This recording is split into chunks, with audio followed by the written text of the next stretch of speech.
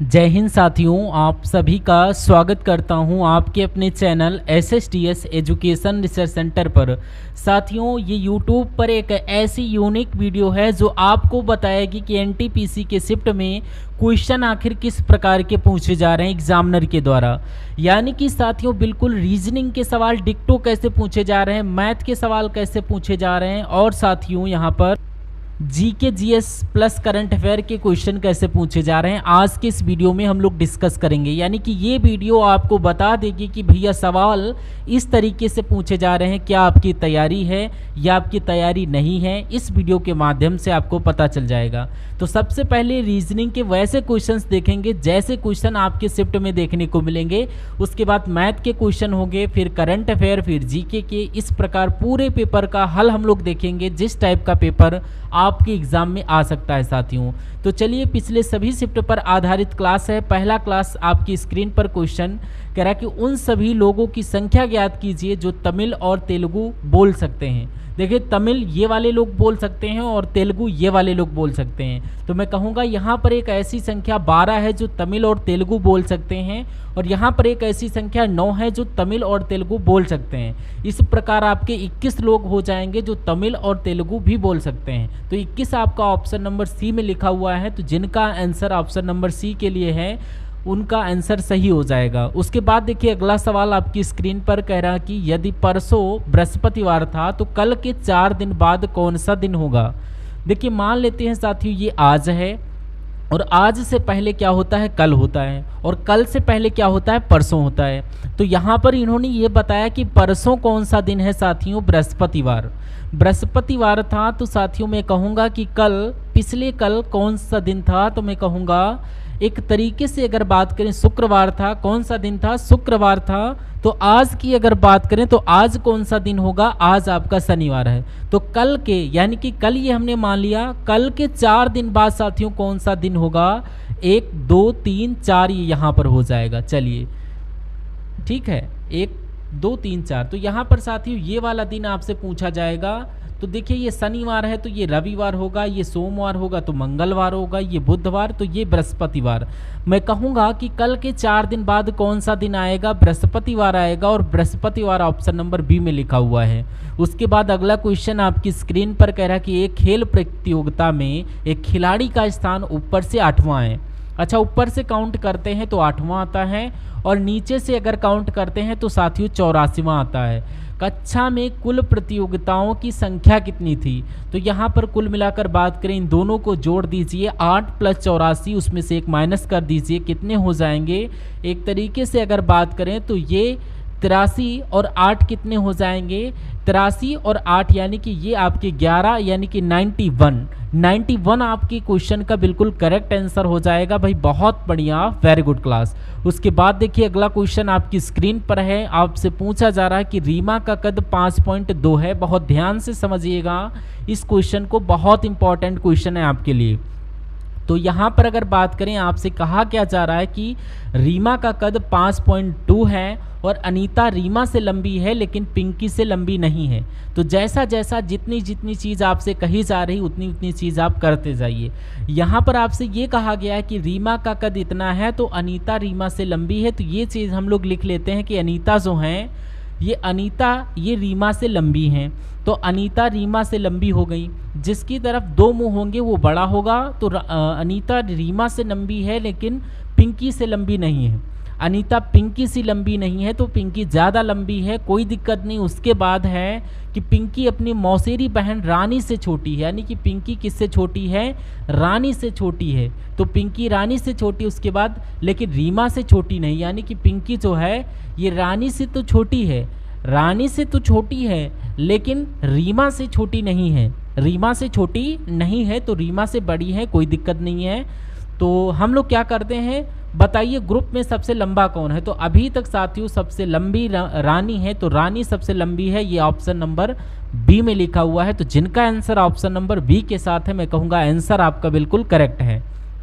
अगला क्वेश्चन देखिए, यहाँ पर आपसे कहा जा रहा है कि एक पुरुष का परिचय देते हुए एक स्त्री ने कहा, एक स्त्री साथियों कह रही है, क्या कह रही है, एक पुरुष का परिचय देते हुए एक स्त्री कह रही है कि यह मेरी माँ के भाई यानी कि मेरी माँ के भाई इनके कौन होंगे, मामा होंगे।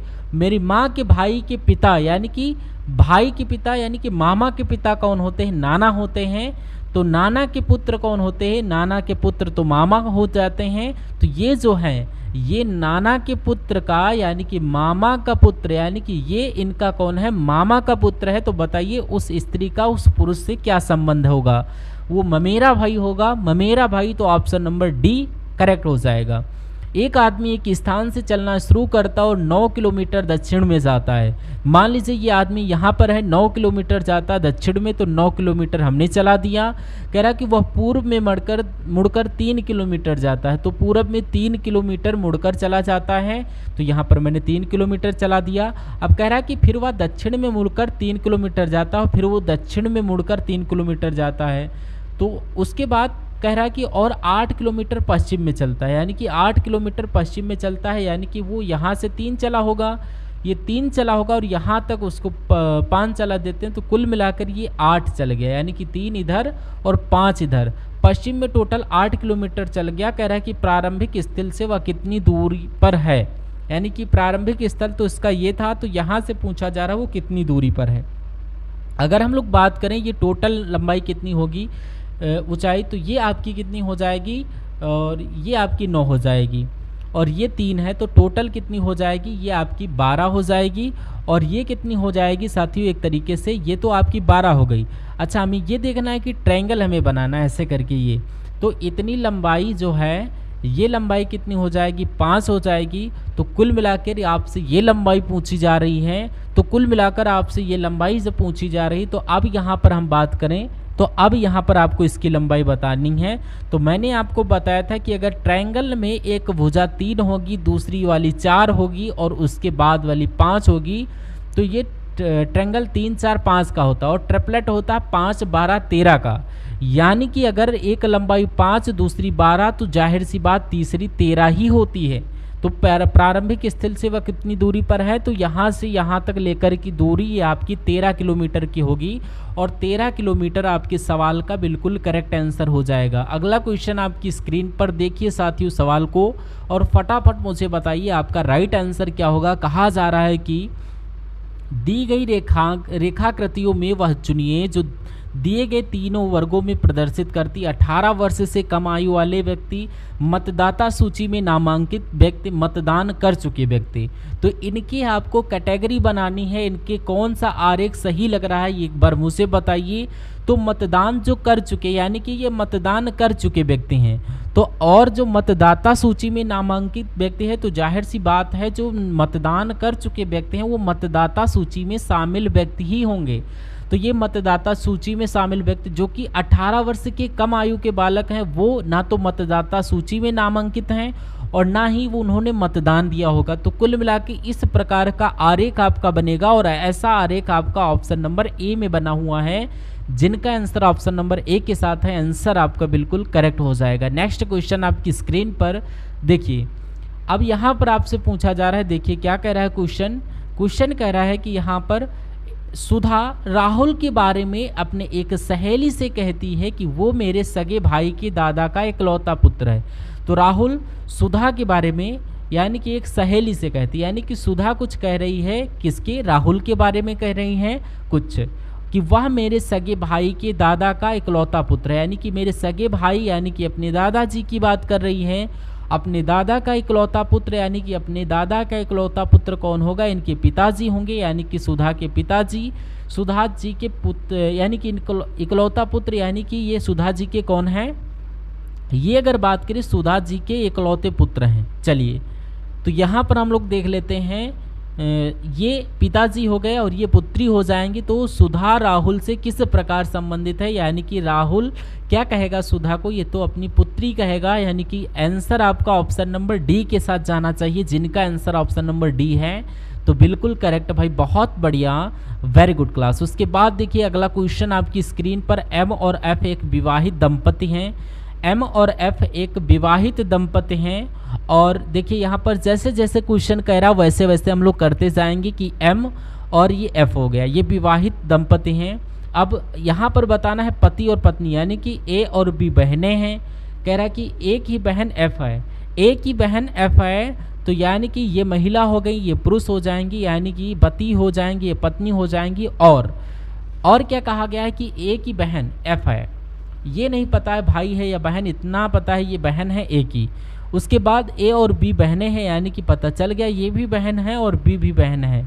तो ये यानी कि कुल मिलाकर ये हस्बैंड वाइफ है, ये इनकी बहनें हैं, यानी कि एफ की बहनें ए और बी दोनों हैं। तो कह रहा है कि बी एम की क्या लगेगी, तो एम की क्या लगती है बी, तो ये क्या लगेगी, मैं कहूँगा जीजा जी, ये साली जी हो जाएंगी, यानी कि साली आपके क्वेश्चन का बिल्कुल करेक्ट आंसर हो जाएगा। जिनका आंसर मेरे आंसर से पहले था उन सभी का आंसर बिल्कुल करेक्ट हो जाएगा।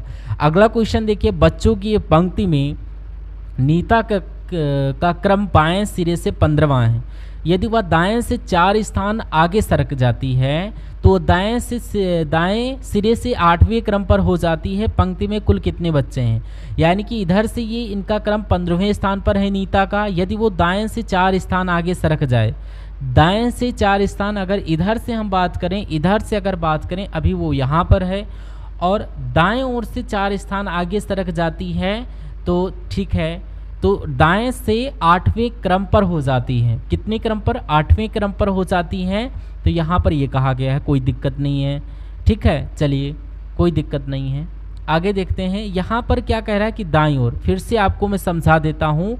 यहाँ पर आपसे कहा गया बच्चों की पंक्ति में नीता का क्रम बाएं से 15वां, इधर से काउंट करें तो बाएं से 15वां है। यदि वो दाईं ओर 4 स्थान आगे सरक जाती हैं, यानी कि दाईं ओर चले जाती हैं, इधर की ओर चली जाती हैं, चौथे स्थान पर, 4 स्थान जब इसमें आगे बढ़ जाएंगी तो जाहिर सी बात है वो 19वें स्थान पर आ जाएंगी, दाईं ओर 4 स्थान पर। तो यानी कि वो दाईं ओर से, इधर से अगर काउंट करें तो 19वें स्थान पर है, और ये दाएं सिरे से वे कौन से स्थान पर, 8वें स्थान पर हैं। तो पंक्ति में कुल कितने बच्चे हैं, तो अगर एक व्यक्ति बाएं ओर से 19वें स्थान पर और दाएं ओर से 8वें स्थान पर, तो पंक्ति में कितने लोग हैं। इन नंबर्स को आप लोग ऐड करते हो, उसमें से घटा देते हो, यही तो रूल है मेरे भाई। तो कितना, 19 और 8 ये कितना हो जाएगा, 27 हो जाएगा, और 27 में से एक जाएगा 26 हो जाएगा। यानी कि पंक्ति में कुल कितने लोग हैं, 26 लोग हैं। आंसर आपका ऑप्शन नंबर बी हो जाएगा। उसके बाद अगला क्वेश्चन आपकी स्क्रीन पर, इस सवाल को देखिए और अभी बताइए आपका करेक्ट आंसर क्या हो सकता है। देखिए, आपसे कहा जा रहा है कि विजय ने सीधे पूर्व की ओर चलना प्रारंभ किया। तो जैसे जैसे कहा जा रहा है वैसे वैसे चलते जाएंगे, और 75 मीटर चलने के बाद बाईं ओर मुड़ता है। तो मान लेते हैं वो पूर्व की ओर चलता है और 75 मीटर तक चलता है। कितना, 75 मीटर तक चलता है। एक सेकेंड, देखिए पूरब की ओर चलता है और ये 75 मीटर तक चलता है। उसके बाद कह रहा है कि फिर वो बाईं ओर मुड़कर सीधे 25 मीटर चलता है। तो बाईं ओर मुड़ा और 25 मीटर चल गया, और उसके बाद कह रहा उसने फिर बाईं ओर मुड़कर 40 मीटर की दूरी तय की। 40 चलाएंगे तो बाईं ओर मुड़कर ये 40 यहाँ तक आ जाएगा, और फिर वह बाईं ओर मुड़कर 25 चलता है, यानी कि बाईं ओर फिर चलेगा तो यहाँ पर ही तो आ जाएगा। तो ये 25, तो ये भी 25 हो जाएगा। वह प्रारंभिक स्थान से, बिंदु से किस स्थान से, यानी कि ये दूरी आपको बताना है। टोटल दूरी 75 है, ये दूरी 40 मीटर है, तो ये दूरी कितनी होगी, 75 में से 40 अगर आप घटाओगे तो कितना आ जाएगा, 5 आ जाएगा और 3 आ जाएगा, यानी कि 35 मीटर की दूरी इसने तय की है। तो यहाँ पर आंसर आपका ऑप्शन नंबर डी के साथ जाएगा, 35 मीटर करेक्ट आंसर। तो अब साथियों यहाँ से आपके मैथ के क्वेश्चन स्टार्ट हो जाएंगे। सभी मैथ के क्वेश्चंस को आप लोग देखिएगा, क्योंकि ये सभी के सभी एनटीपीसी एग्जाम के लिए बहुत इंपॉर्टेंट क्वेश्चन है। कह रहा है कि पहला क्वेश्चन मैथ का कह रहा है कि राम है, श्याम है, वह मोहन, इन्होंने क्रमशः 35,000, 98,000, 91,000 लगाकर एक व्यापार आरंभ किया। यानी कि राम 35,000 रुपये लगाता है। कितने, राम की अगर बात करें तो ये 35,000 रुपये लगाता है, और उसके बाद श्याम की अगर बात करें तो ये 98,000 रुपये लगाता है व्यापार में, और उसी प्रकार 91,000 रुपये कौन लगाता है, मोहन, यानी कि ये 91,000 रुपये लगाते हैं। अच्छा, यहाँ पर कहा जा रहा है कि वर्ष के अंत में मिले लाभ को इनकी पूंजियों के अनुपात में बांट दिया गया। यानी कि इनको जो लाभ मिला है वो इनकी पूंजी के अनुसार बांटा, यानी कि जितना जितना इन्होंने जिस अनुपात में अपना अपना पैसा लगाया है उसी अनुपात में इनको लाभ दे दिया गया। यदि श्याम को 2282 रुपये लाभ प्राप्त होता है तो कुल लाभ कितना है मुझे बताइए। तो अब यहाँ पर साथियों ये चीज़ आपको समझना होगा कि अगर हम जो इन्होंने पैसे जिस अनुपात में लगाए हैं उसी अनुपात में इनको लाभ मिलेगा। अगर ये 3 0 से 3 0 कैंसिल कर दें तो इनका साथियों जो पैसे की इन्होंने लागत लगाई तो इस अनुपात में लगाई, यानी कि इसी अनुपात में इनको लाभ मिलेगा। यानी कि लाभ अगर मिल रहा है 35, मतलब राम को 35 और श्याम को मिला 98 और 91 मिल रहा है मोहन को लाभ।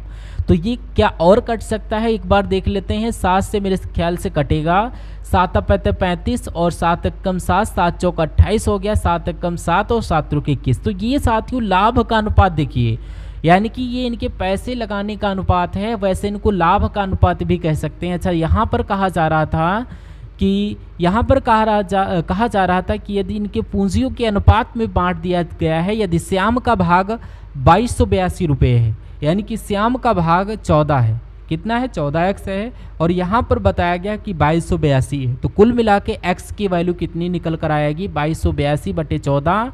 और इसको देखिए, यानी कि 7 से कट होता है क्या, 7 कम 7, 7 रुक 21 हो जाएगा, बिल्कुल 7 दूना 14 हो गया, और 7 तियाँ यानी कि 21, 7 दूना 14, ये 7 पत्ते 35, 7 छंग 42 और कट करेंगे, 2 एकम 2, 2 छंग 12, 2 और 2 तियाँ 6। x का मान 163 निकलता है, तो है ना, x का मान निकल कर आया 163, इतना काम हो गया। अब देखते हैं कुल लाभ की अगर बात करें तो इनको इन सब को जोड़ दीजिए, आपको कुल लाभ पता चल जाएगा। देखिए कैसे, तो यहाँ पर साथियों आपके सामने x बराबर क्या आ गया 163। अब लाभ टोटल क्या होगा, इन सबको आपको आपस में जोड़ना होगा। 13, 14, 27 और 5 कितना हो जाएगा, 27 और 5 ये आपका 32 हो जाएगा, यानी कि x बराबर 163 है, तो 32x का मान आपको यहाँ पर निकालना पड़ेगा। तो 163 की गुणा आपको किससे करवाना होगा, 32 से कराना होगा। तो 3 तिया 9 और 3 तिया 9 और 6 दूना 12 हो जाएगा, और ये 2 एकम 2 और 3, यानी कि 3 तिया 9 और 6 तिया 18 और 3 एकम 3 और 1 4, तो 6 और ये 11 आ गया, और 8 3 12 और ये 5, यानी कि 5216 के ऑप्शन में दिख रहा है, ऑप्शन नंबर बी में दिख रहा है। तो यही आपका बिल्कुल करेक्ट आंसर होगा, जिनका आंसर ऑप्शन नंबर बी के साथ करेक्ट है। अगला क्वेश्चन आपकी स्क्रीन पर देखिए, कह रहा है कि 4 क्रमागत सम संख्याओं का औसत 15 है, तदनुसार उसमें दूसरे नंबर की सबसे बड़ी संख्या क्या होगी। तो यहाँ पर साथियों 4 क्रमागत सम संख्याओं की औसत की बात चल रही है। तो 4 क्रमागत सम संख्या पहली मान लेते हैं प्लस x प्लस 2, और तीसरी संख्या x प्लस 4, और चौथी संख्या x प्लस 6 मान लेते हैं। तो ये 4 संख्या होंगी, वो कह रहा है इनका औसत, यानी कि इनका औसत निकालें तो 4 है और ये इनका 15 है। तो इनके योग की अगर बात करें इन सभी संख्याओं का, तो 15 गुणा 4, यानी कि इनके योग की अगर बात करें 15 चक्कू कितना 60 हो जाएगा। तो यहाँ पर मैंने 60 लिख दिया। अब देखते हैं 1x 2x 3x और 4x, 4x प्लस 2 4 6 और ये 12 बराबर 60 हो गया, यानी कि 4x बराबर 12, इसमें से घटेगा 48, x बराबर कितना 12 आ जाएगा। तो दूसरे नंबर की सबसे बड़ी संख्या पहले नंबर की बड़ी संख्या सबसे ये है, दूसरे नंबर की ये है, यानी कि x प्लस 4 का मान आपको बताना है, x बराबर 12 है, तो 12 प्लस 4 का मान आपको बताना है कितना हो जाएगा, 16 हो जाएगा। तो 16 किस ऑप्शन में है, ऑप्शन नंबर डी वाले में। अगला देखिए, अगला क्वेश्चन आपकी स्क्रीन पर देखिए यहाँ पर इस सवाल को, और मुझे बताइए कि सही जवाब आपका क्या होगा। कह रहा है कि एक पिता और उसकी पुत्री की आयु का योगफल 48 वर्ष है ना। पिता और पुत्री की यहाँ पर बात चले, मान लीजिए पिता x है और पुत्री y है, तो उनका योगफल कितना है 48 है। चलिए, तो 7 वर्ष पूर्व दोनों की आयु का गुणनफल, यानी कि 7 वर्ष पूर्व की बात चल रही साथियों, यानी कि x में से भी 7 हमें घटाना पड़ेगा, और अगर बात करें y में से भी हमें 7 घटाना पड़ेगा। 7 वर्ष पूर्व दोनों की आयु का गुणनफल हमने ये कर दिया है। कह रहा है कि तो उनका आयु का गुणनफल उस समय पिता की आयु का 6 गुना था। तो पिता की आयु का 6 गुना था, तो पिता की आयु कितनी है, पिता की आयु की अगर हम लोग बात करें तो पिता की आयु यहाँ पर क्या हो जाएगी, देख लेते हैं। पिता की x-7 है, x-7 है, तो इनकी आयु का x-7 का कितना है, 6 गुना है, तो 6 से गुणा कर देते हैं। इतनी बात क्लियर हो गई होगी। अब इतनी बात क्लियर हो गई, कोई दिक्कत नहीं। अब इसको क्या करना है, आपको यहाँ पर इसको सॉल्व करना है। x-7 y-7 बराबर x-7 गुणा 6। अब अगर बात करें तो इससे आपका ये कैंसिल भी हो जाएगा, x-7 और x-7 कैंसिल हो जाएगा, बचा क्या y-7 और बराबर क्या बचा 6। यानी कि अब इसकी y की अगर बात करें, ये अगर उधर चला जाएगा उठकर तो y बराबर कितना 13 वर्ष हो जाएगा। 13 वर्ष हो जाएगा तो उस समय पुत्री की आयु कितनी है? तो उस समय पुत्री की आयु यहाँ पर कितनी निकल कर आई है? 13 वर्ष निकल कर आई। तो 13 वर्ष तो यहाँ पर ऑप्शन में दिख नहीं रहा है। अच्छा देखिए उस समय पुत्री की आयु कितनी थी? तो यहाँ पर देखिए क्या कुछ मिस्टेक हुई। एक पिता और उसकी पुत्री की आयु का इतना है, और अच्छा योग इतना है। 48 में से हम लोग इसको घटा दें, 48 में से अगर हम इसको घटा दें तो 7 वर्ष पूर्व दोनों की आयु का गुणनफल इतना है। तो उस समय पिता की आयु एक तरीके से अगर बात करें हम लोग, तो यहाँ पर देखिए उस समय पुत्री की आयु कितनी थी, यानी कि 7 वर्ष पहले पुत्री की आयु कितनी थी, ये आपसे पूछा जा रहा है। तो वर्तमान मैंने लिख दिया, यानी कि y - 7 का मान निकालना है। तो y बराबर 13 है। 13 - 7 यहाँ पर कितना हो जाएगा? तो इसमें से अगर घटाओगे तो ये आपका कितना बचेगा, देख लेते हैं। 6 वर्ष बचेगा। तो 6 वर्ष आपकी क्वेश्चन का बिल्कुल करेक्ट और सटीक जवाब है। अगला क्वेश्चन देखिए आपकी स्क्रीन पर और देखिए, मुझे बताइए आपका राइट आंसर क्या होगा। कह रहा कि गंगा सिंह और राजवती की वर्तमान आयु का अनुपात क्रमशः 6:7 है। यानी कि गंगा की आयु 6 वर्ष है तो राजवती की आयु 7 वर्ष होगी।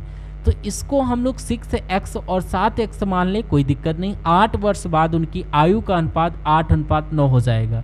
तो 12 वर्ष बाद उनकी आयु का अनुपात कितना होगा? तो देखिए 6x/7x मान लिया, और 8 वर्ष बाद तो 8 इसमें जोड़ना होगा। 8 वर्ष बाद उनका आयु का अनुपात 8:9 हो जाएगा। तो यहाँ पर से आपको क्या देखिए, यहाँ पर अगर हम लोग बात करें x का मान सबसे पहले निकाल लीजिए, उसके बाद मैं बात करता हूँ। 9×5 = 45, 9×6 = 54, यानी कि 54x यहाँ पर आ जाएगा, प्लस आपका 9×8 = 72 आ जाएगा, 7×8 = 56 आ जाएगा, 56x, और 8×8 = 64x, 64 सॉरी। अब इसको कैलकुलेट कर देते हैं। 56 ये है, 54 है, इधर आएगा 54, तो यहाँ पर 2x बचेगा, और ये 72 है, इधर 64 आएगा, तो इसमें से घट जाएगा। तो कुल मिला के 2x बराबर कितना निकल कर आएगा? 12 में से 4 8, और 6 में से 6 कुछ नहीं, तो यहाँ पर x बराबर कितना 4 निकल कर आएगा। कितना? x बराबर 4 आ गया। तो इसका अनुपात आप लोग निकाल लीजिए 6x और 7x, यानी कि 6x और 7x का मान आपको निकालना है। तो 4 छंग आपका 24 और 7 चौक 28, यानी कि कह रहा है कि 12 वर्ष के बाद, 12 वर्ष के बाद, यानी कि 12 वर्ष के बाद उनकी आयु का अनुपात पूछ रहा है। तो 12 इसमें जोड़ देते हैं, 36 आ जाएगा, इसमें जोड़ेंगे 40 आ जाएगा। मैं कहूँगा इनका अनुपात 9:10 निकलेगा, और 9:10 किस ऑप्शन में है? ऑप्शन नंबर सी वाले में।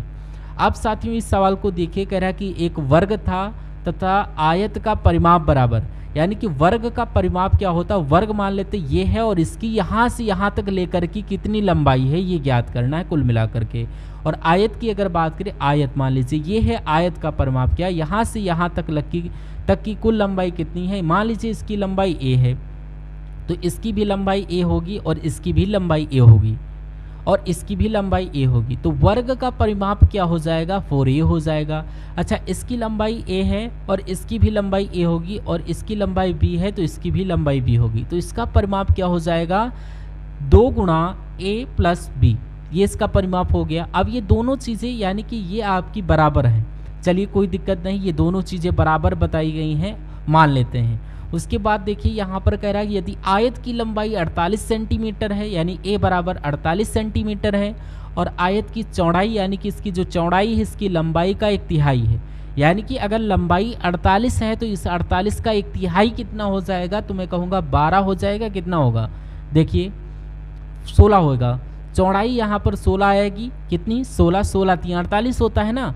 तो यहाँ पर अब हम निकाल सकते हैं कि हमें इसका ये भी पता है और बी भी पता, ट्वाइस ऑफ ये 48 + b कितना है? 16, यानी कि इनको जोड़ेंगे तो यानी कि एक तरीके से 64 आ जाएगा। तो अगर हम इनकी परिमाप की बात करें, आयत का परिमाप क्या हो गया? तो 128 आ जाएगा, 128 आ जाएगा, कोई दिक्कत नहीं है, ठीक है, कोई दिक्कत नहीं है। तो इतनी बात आपको मालूम पड़ गई। तो अब यहाँ पर कहा जा रहा है कि इसका जो परिमाप है वही इसका परिमाप, यानी कि अगर इसको 4a भी लिख सकते हैं, यानी कि वर्ग का परिमाप 4a होता है। तो a बराबर साथियों कितना? 4 से कट करेंगे, 4 × 3 = 12, 4 × 2 = यानी कि आपका 32 हो जाएगा। तो यहाँ पर आपसे पूछा गया कि वर्ग का क्षेत्रफल क्या होगा।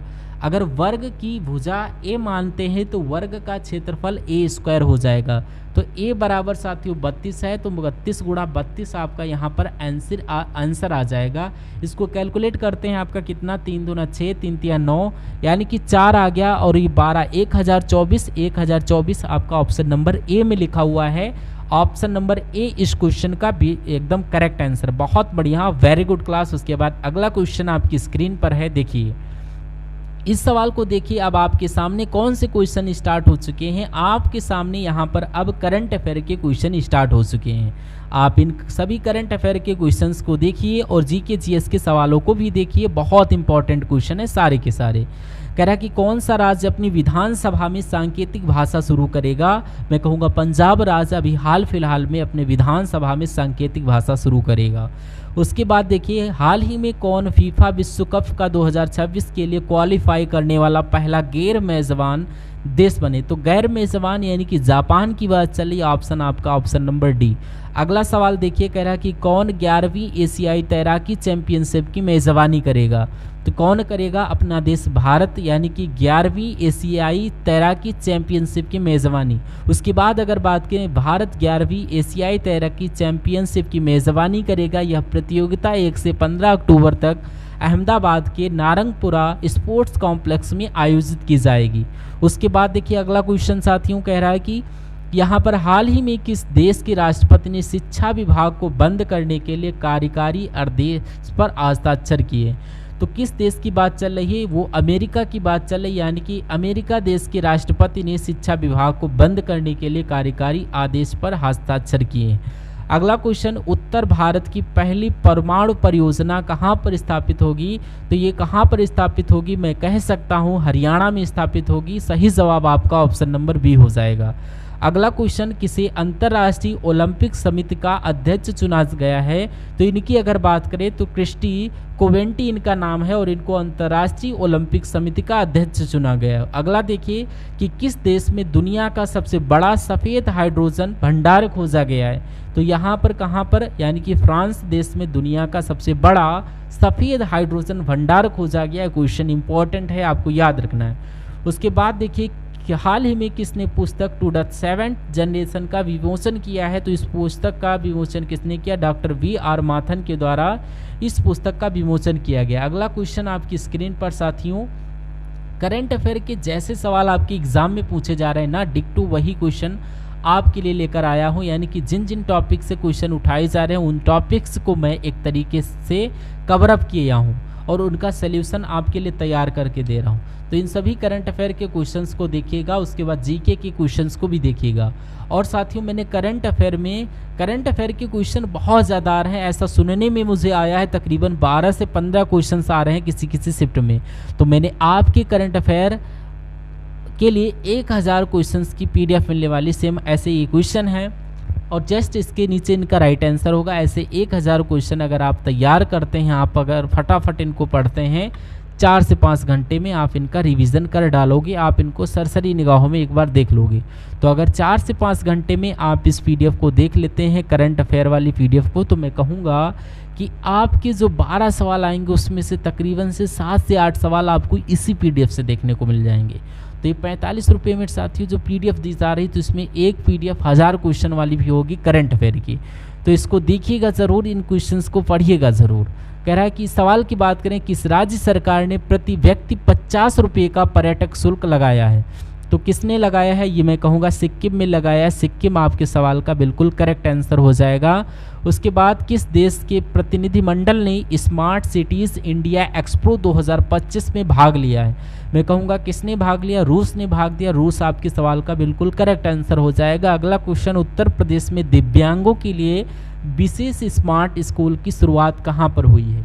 तो ये आपकी ग्रेटर नोएडा में हुई है। Right answer option number B के साथ। अगला देखिए क्वेश्चन यहाँ पर आप लोग, कह रहा है कि यह एक विशेष श्रेणी का राज्य का पहला स्कूल है जिसमें कक्षा 1 से 5 के दिव्यांग बच्चों के अनुकूल क्लासरूम, डिजिटल बोर्ड, लैब तथा अन्य संबंधित शैक्षिकरण लैब का संबंध रखा गया। 3 दिवसीय फिट इंडिया उत्सव ये आपका मुंबई, बेंगलुरु, कोलकाता या नई दिल्ली में, मैं कहूँगा नई दिल्ली में हुआ है 3 दिन में, 3 दिन का फुट इंडिया उत्सव। उसके बाद डेविड स्टीवन कोहेन का निधन हुआ, वो कौन थे? तो ये आपके लेखक थे। कौन थे? लेखक थे। आंसर आपका ऑप्शन नंबर बी हो जाएगा। उसके बाद स्टुअर्ट यंग ने किस देश के प्रधानमंत्री के रूप में शपथ ली है? मैं कहूँगा ये तो त्रिनाद और टोबैगो ये देश के प्रधानमंत्री के रूप में शपथ ली है। इनका नाम है स्टुअर्ट यंग। उसके बाद देखिए किस राज्य के पुलिस ने छेड़छाड़ से निपटने के लिए शिष्टाचार दस्ता शुरू किया है? तो इस शिष्टाचार दस्ता, ये दस्ता की अगर बात करें तो ये दिल्ली सरकार के द्वारा शुरू किया गया। आंसर आपका ऑप्शन नंबर ए हो जाएगा। कह रहा कि किस राज्य में एक सींग वाले गैंडे की संख्या बढ़ाकर 392 कर दी गई? तो यहाँ पर अगर बात करें पश्चिम बंगाल आपकी क्वेश्चन का बिल्कुल करेक्ट आंसर हो जाएगा। अगला क्वेश्चन, भारत और किस देश ने स्थानीय मुद्रा में व्यापार करने की सहमति व्यक्त की है? तो यहाँ पर अगर बात करें मालदीव आपकी क्वेश्चन का बिल्कुल करेक्ट आंसर हो जाएगा। भारत और मालदीव देश ने स्थानीय मुद्रा में व्यापार करने की सहमति व्यक्त की है। उसके बाद जारी मुक्त भाषण सूचकांक में कौन शीर्ष पर रहा है? तो कौन शीर्ष पर रहा है? तो मैं कहूँगा नॉर्वे शीर्ष पर रहा है। नॉर्वे आपकी क्वेश्चन का बिल्कुल करेक्ट आंसर हो जाएगा। अगला क्वेश्चन देखिए, यहाँ पर कहा जा रहा है कि UIDAI ने आधार सेवाओं को बेहतर बनाने के लिए किसके साथ समझौता किया?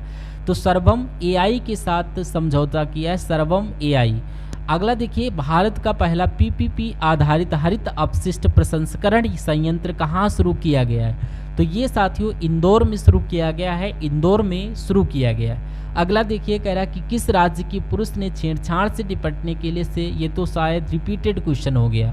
अगला क्वेश्चन देखिए, कह रहा है कि 1930 में महात्मा गांधी, अब जीके के क्वेश्चन स्टार्ट हो चुके हैं। इस सवाल को देखकर ही बता दिया जीके का क्वेश्चन। 1930 में महात्मा गांधी के द्वारा, क्योंकि करंट अफेयर में इनका जिक्र थोड़ी ना आ सकता, हाँ अगर आ सकता है स्मारक वगैरह, मूर्ति वगैरह, लेकिन उसके बाद सविनय अवज्ञा लिखा है। 1930 में महात्मा गांधी के द्वारा सविनय अवज्ञा आंदोलन शुरू करने का कारण क्यों? ब्रिटिश शासन की बुराइयों को दूर करने के लिए, 11 सूत्री कार्यक्रम नहीं, नमक कानून तोड़ने के लिए, दांडी मार्च, बिल्कुल ये आपके क्वेश्चन का बिल्कुल करेक्ट आंसर हो जाएगा। अगला देखिए, साइमन कमीशन का विरोध करते हुए पुलिस हमले के कारण किस राष्ट्रवादी नेता की मृत्यु हो गई? तो यहाँ पर लाला लाजपत राय की मृत्यु हो गई थी। आंसर आपका सी हो जाएगा। 1927 में महाराष्ट्र में महाड़ सत्याग्रह किसने आरंभ किया था? तो किसने आरंभ किया था? तो डॉक्टर BR अम्बेडकर ने साथियों आरंभ किया था महाराष्ट्र में महाड़ सत्याग्रह। अगला देखिए, भारत के संविधान की प्रस्तावना को कहा जाता है? भारत के संविधान की प्रस्तावना को यहाँ पर आमुख बोला जाता है। क्या? आमुख। अगला देखिए, कह रहा है कि चोल अभिलेखों के अनुसार जैन सभाओं को दान में दिए जाने वाले भूमि को क्या कहा जाता है? तो इस भूमि को पलिछांदम कहा जाता है। अगला देखिए, कह रहा है कि कौन सा मंदिर एलोरा महाराष्ट्र में स्थित एक प्राचीन हिंदू मंदिर है जो चट्टानों को काटकर बनाए गए सबसे बड़े मंदिरों में एक था? तो किस मंदिर की बात चल रही है? ये कैलाश मंदिर की बात चल रही है। कैलाश मंदिर आपके सवाल का बिल्कुल करेक्ट आंसर हो जाएगा। उसके बाद देखिए, कह रहा है कि निम्नलिखित किन सम्राटों के शासनकाल में भारत का पहला मुद्रा रुपया मुद्रित हुआ? तो यहाँ पर अगर बात करें शेरशाह सूरी आपके क्वेश्चन का बिल्कुल करेक्ट आंसर हो जाएगा भाई। बहुत बढ़िया, वेरी गुड क्लास। अगला क्वेश्चन आपकी स्क्रीन पर कह रहा है कि वेदों की ओर लौटो या वेदों की ओर वापस जाओ, ये नारा किसने दिया था? तो इस नारे की जब हम बात करते हैं दयानंद सरस्वती के द्वारा ये नारा दिया गया था। Right answer option number B. अगला देखिए, किसने सबसे पहले धन की निकासी का सिद्धांत प्रतिपादित किया था? तो यहाँ पर साथियों दादा भाई नौरोजी आपके क्वेश्चन का बिल्कुल करेक्ट आंसर हो जाएगा। यानी कि दादा भाई नौरोजी ने सबसे पहले धन की निकासी का सिद्धांत पारित किया था। 1917 का कौन सा सत्याग्रह है? महात्मा गांधी का पहला सत्याग्रह था और भारतीय स्वतंत्रता आंदोलन में एक बड़ा विद्रोह था। तो ये किसकी बात चल रही? मैं कहूँगा चंपारण सत्याग्रह की बात चल रही है। ये आपके सवाल का बिल्कुल करेक्ट आंसर हो जाएगा। अगला सवाल देखिए, यहाँ पर कह रहा है कि सर्वोच्च न्यायालय के न्यायाधीश पद पर नियुक्त के पात्र बनने के लिए किसी जज को उच्च न्यायालय के न्यायाधीश के रूप में कितने वर्षों की सेवा आवश्यक होती है? तो यहाँ पर 5 वर्ष की सेवा आवश्यक होती है। 5 वर्ष उनको काम करना कंपलसरी होता है। विश्व का विशालतम न्यायिक प्राधिकरण है, तो किसकी बात चल रही है? इलाहाबाद हाई कोर्ट की बात चल रही है। विश्व का विशालतम न्यायिक प्राधिकरण है, आंसर आपका ऑप्शन नंबर बी के साथ। उसके बाद देखिए भारतीय संविधान के अनुच्छेद 5 से लेकर 11 ये किस पहलू से संबंधित है? तो ये आपका नागरिकता से संबंधित बात करता है। भारत की नागरिकता से जो बात है वो अनुच्छेद 5 से लेकर अनुच्छेद 11 में की गई है। मैक्सिको की खाड़ी किसके द्वारा अटलांटिक महासागर से जुड़ी हुई है? तो ये मैं कह सकता हूँ साथियों कि यहाँ पर जो फ्लोरिडा जल संधि है उसके द्वारा ही मैक्सिको की खाड़ी और अटलांटिक महासागर जुड़ा हुआ है। अगला सवाल देखिए, काली और तीस्ता नदी के बीच के हिमालय के भाग को क्या नाम दिया गया? तो इसको क्या कहा जाता है? इसको पंजाब हिमालय, कुमायूं हिमालय और इसको नेपाल हिमालय कहा जाता है। तो नेपाल हिमालय आपके सवाल का बिल्कुल करेक्ट आंसर है। कह रहा कि हिमाचल प्रदेश आम की कौन सी किस्म की पैदावार के लिए जाना जाता है? तो आपका राइट आंसर चौसा हो जाएगा। क्या? चौसा। चौसा आपके क्वेश्चन का बिल्कुल करेक्ट आंसर हो जाता है। चलिए अगला क्वेश्चन देखिए, भारतीय अर्थव्यवस्था का मेरुदंड कौन सा क्षेत्र है? भारतीय अर्थव्यवस्था का मेरुदंड कौन सा क्षेत्र है? तो भारतीय अर्थव्यवस्था के मेरुदंड की बात करें तो कृषि क्षेत्र आपके क्वेश्चन का बिल्कुल करेक्ट आंसर। अगला क्वेश्चन देखिए, कह रहा है कि निम्नलिखित में से किसमें व्यक्तियों या व्यक्तियों के समूह के स्वामित्व वाले व्यवसाय शामिल हैं? तो किसकी बात चल रही है? मैं कहूँगा निजी क्षेत्र की बात चल रही है। और अगर ये क्वेश्चन आपकी एग्जाम में आता तो निजी क्षेत्र आपको लगा देना अपने एग्जाम में। अगला क्वेश्चन, ब्रिटिश शासन में आगमन से पहले भारत की स्वतंत्र अर्थव्यवस्था थी, उस समय निम्नलिखित में से कौन सा प्रमुख व्यवसाय नहीं था? तो उस समय कृषि थी, बिल्कुल, हस्तशिल्प भी, निर्माण भी था, लेकिन पर्यटन वाला साथियों व्यवसाय नहीं था। तो यही आपका राइट आंसर हो जाता। उसके बाद देखिए कह रहा है कि निम्नलिखित में से किस राज्य में भारत में जनसंख्या का घनत्व सबसे कम है? यानी कि आपसे पूछा जा रहा 2011 की जनगणना के अनुसार सबसे कम जनसंख्या घनत्व कहाँ का था, मुझे बताइए। तो यहाँ पर आप लोग बताइए कहाँ का था। तो इसका आंसर आपको कमेंट बॉक्स में देना है कि राइट आंसर किस ऑप्शन में होगा, क्या इसका आंसर होगा। तो आज के सेशन में आप लोग यहीं तक देखिए, यहाँ पर आपने देखा जीके, करंट अफेयर, रीजनिंग और मैथ भी। तो कैसी लगी ये क्लास आपको एक बार कमेंट सेक्शन में ज़रूर बताइएगा। इस वीडियो को लाइक कीजिएगा, अपने मित्रों तक शेयर कीजिएगा और प्लेलिस्ट का लिंक आपको डिस्क्रिप्शन में मिल जाएगा। मैंने सारी वीडियोस को कवर अप किया है, जो भी इम्पॉर्टेंट वीडियोस हैं, जो मैंने कंटेंट बनाया है, जो आपका जैसा एग्ज़ाम आ रहा है वो सारी वीडियोस आपको मिलने वाली हमारे चैनल पर। तो उनको आप लोग ज़रूर देखिएगा और एक बार अच्छे